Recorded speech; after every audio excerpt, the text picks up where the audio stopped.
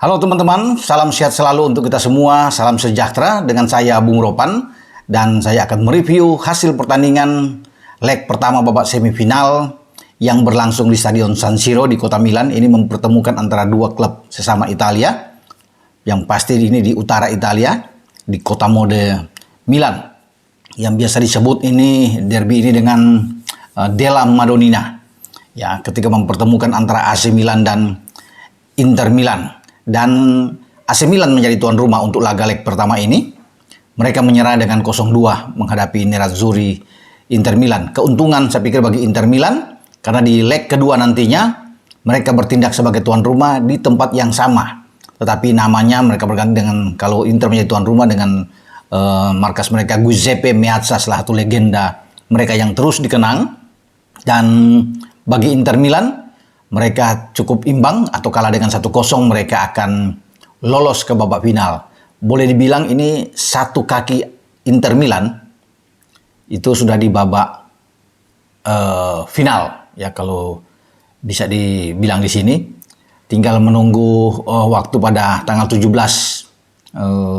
Mei akan datang, di mana mereka akan bertindak sebagai tuan rumah menjamu AC Milan. Sayang sekali bagi Milan tidak mampu memanfaatkan kesempatan ketika mereka menjadi tuan rumah pertama untuk leg pertama babak semifinal UCL. Ini pemegang 7 gelar di Liga Champions ini tidak berkutik, bahkan dalam 11 menit saja Inter Milan sudah unggul dengan 2 gol. Ya, mereka ketinggalan di menit ke-8 lewat Edin Dzeko, dan 3 menit kemudian, tepatnya di menit ke-11, Henrikh Mkhitaryan menggetarkan gawang Mike Maignan untuk membuat 2-0, bahkan hampir 3-0. Di menit ke-15, sebuah tembakan dari Hakan Çalhanoğlu dari luar kotak penalti yang sangat keras itu hanya membentur tiang sebelah kiri gawang AC Milan dan bola keluar. Kalau 3-0 ini semakin telak kekalahan bagi AC Milan dari Inter Milan, dan boleh dibilang memang Inter Milan layak untuk bisa memenangkan pertandingan. Boleh saja mereka kalah dalam ball position atau penguasaan bola, yang mereka hanya dengan sekitar 42% ya, berbanding dengan 58% dari AC Milan. Tapi ini bukan jaminan bagi AC Milan, karena justru Inter Milan ini lebih banyak melepaskan percobaan menembak. Ada 16 kali percobaan menembak, dengan 5 diantaranya on target dan 2 menghasilkan gol. Sementara bagi tuan rumah, bagi Milan, mereka hanya 13 kali melepaskan percobaan menembak dan hanya 2 on target yang ada. Nah, kalau bisa melihat juga di babak pertama memang determinasi yang begitu tinggi, penampilan yang begitu bersemangat yang dilakukan oleh pasukan Simone Inzaghi ini, yang membuat mereka layak untuk bisa mendapatkan 2 gol, bahkan bisa lebih dari itu, karena tekanan bertubi-tubi. Ya, serangan bergelombang itu dibangun oleh anak-anak Inter Milan. Ya, sepanjang laga terutama di babak pertama, dan makanya saya bilang sebenarnya bisa lebih dari 2 gol yang mereka bisa dapatkan ya ke gawang AC Milan. Nah, ini ini terlecut dengan motivasi yang tinggi, karena 2 pertandingan terakhir Inter Milan selalu menang melawan AC Milan. Ya, bahkan mereka clean sheet, dan lagi-lagi sekarang mereka mendapatkan hasil yang baik, clean sheet buat mereka, sehingga mereka ya kalau boleh dibilang ini sekarang dalam posisi yang nyaman, yang aman, walaupun memang masih ada laga kedua. Tetapi ketika mereka bertindak sebagai tuan rumah untuk bisa mengamankan keunggulan 2-0, mereka bisa dapatkan pertahanan yang begitu kuat ya. Kemarin dibangun dengan ada Matteo Darmian di sana, ada Francesco Acerbi, ada Bastoni di belakang dengan Onana sebagai penjaga gawang. Seperti biasa Simone Inzaghi itu melepaskan dengan pola strategi dia dengan 3 back dan 5 gelandang yang sangat kuat, dengan mobilitas yang sangat tinggi. Pergerakan 5 gelandang ini itu yang membuat Inter Milan itu sangat kuat. Ya, gelandang-gelandang AC Milan seakan kalah dalam pertarungan di sini, karena kita bisa melihat Dumfries, ya, Denzel Dumfries di kanan, ya, kemudian ada Marco di kiri, ada 3 di tengah yang menjadi penggerak, ada Mkhitaryan, ada Çalhanoğlu dan Nicolo Barella. Ini sangat baik sekali. Ini mereka bisa membendung setiap serangan-serangan dari AC Milan, sehingga bagi Krunic, bagi Tonali sulit untuk bisa bersaing, termasuk dengan Brahim Diaz di sana. Ya, mereka memang punya pemain yang berbahaya, punya skill yang sangat bagus yang bergerak dari sisi kiri. Saelemaekers yang mengisi posisi dari Rafael Leao yang tidak bermain dalam pertandingan ini. dan saya kira menguntungkan bagi Inter ketika Leao tidak ada, dan seperti terisolasi striker mereka yang ada di garis depan yaitu Oliver Giroud dalam pertandingan ini. Ya, dan itu bisa terlihat sekali bagaimana Acerbi begitu ketat dalam menjaga Giroud. Ya. Dan AC Milan bahkan sampai pada menit ke-30 tidak mampu melepaskan satu tembakan pun. Ya, apalagi mencapai on target. Ya, karena 2 on target mereka itu mungkin hanya dapat di babak kedua. Ini membuat kesulitan buat mereka. Sedangkan bagi Inter Milan dalam 30 menit mereka sudah bisa mendapatkan ada 3 on target di sana. Ya, dari keseluruhan 5 on target yang mereka dapatkan dengan 2 gol yang bersarang di gawang Milan. Dan saya pikir ini bagus buat Inter Milan karena di menit-menit awal mereka mampu mendapatkan 2 gol yang cepat. Ini yang meruntuhkan saya pikir mental daripada pemain-pemain Milan. Milan berusaha untuk bangkit di babak kedua, tapi sulit dalam posisi tertinggal. Dengan 2-0, Inter Milan ini sudah sangat kuat, sangat pede, ya, sangat percaya diri buat mereka untuk bisa memenangkan laga. Kalau saja AC Milan bisa mendapatkan 1 gol, ya balasan, ini akan rame, ya dalam pertandingan di leg kedua. Tapi dengan mereka tidak mampu membuat gol sampai peluit panjang berbunyi, ya ini posisi Inter Milan yang di atas angin saat ini. Sempat mendapat penalti memang ada di babak kedua dengan ketika Lautaro Martinez akan dijatuhkan oleh Simon Kjaer, tapi akhirnya dianulir oleh wasit Gil setelah melihat VAR, ya, dan tidak ada penalti di sana. Untung saja bagi Martinez ini tidak mendapat kartu kuning, ya. Padahal sebelum itu ada penalti dan wasit sudah mengangkat kartu kuning, ya, buat Simon Kjaer, ya, yang dianggap melanggar Lautaro Martinez, tapi itu tidak ada.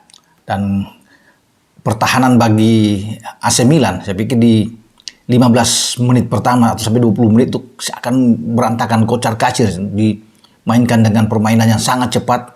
Ini counter attack yang dibangun oleh Inter yang sangat kuat, ini yang membuat Simon Kjaer dan Tomori ini sulit sekali untuk bisa mengantisipasi pergerakan pemain-pemain Inter, karena Inter punya 2 pemain yang di depan dengan formasi 3-5-2. Ada Martinez di depan dan Edin Dzeko yang membuat gol pertama itu. Memang sangat kuat untuk membuat konsentrasi pemain-pemain belakang Milan itu terpecah. Theo Hernandez ada di kiri dan Calabria sebagai kapten kesebelasan di kanan.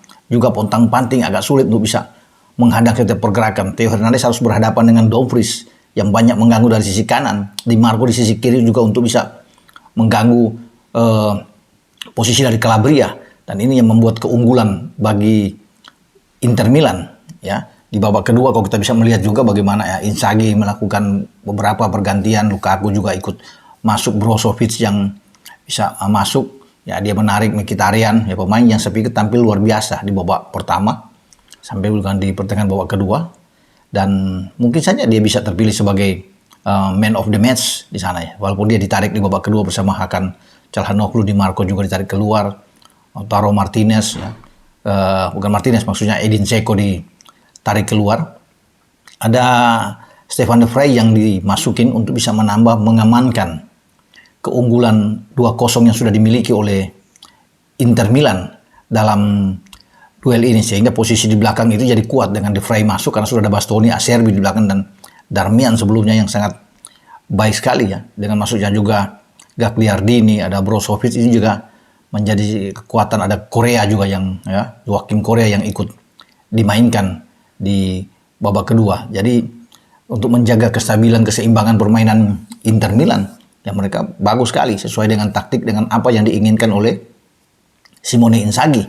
Sayang sekali bagi Stefano Pioli, ya, dia gagal untuk bisa mengamankan laga ini, ya karena itu tadi, ya, bagaimana dengan mereka tidak punya Rafael Leao, ya kalau ada Leao mungkin agak lain serangan mereka, tapi upaya sudah dilakukan oleh AC Milan sebenarnya, terutama di babak kedua, ya.